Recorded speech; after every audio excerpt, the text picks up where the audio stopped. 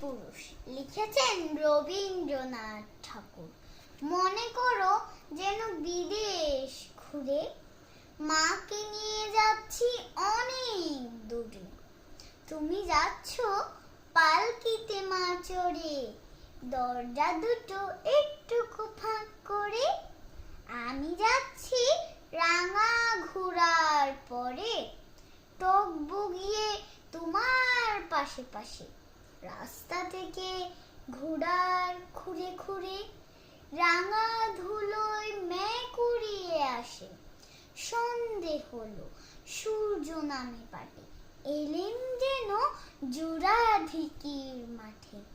ধুধু করে যেদিকে পানে যায়, কোনোখানে জনমানব নাই।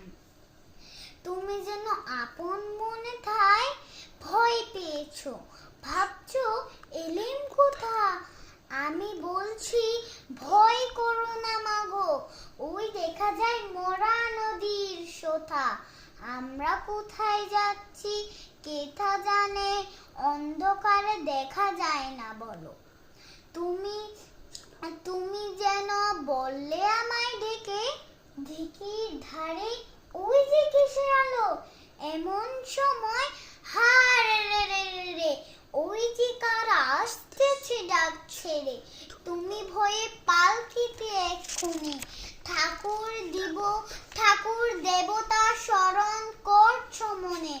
বেড়াগুলো পাশের কাটা বনে, আমি যেন তোমায় বলছি দেখে, আমি আছি, ভয় কেন মা করো।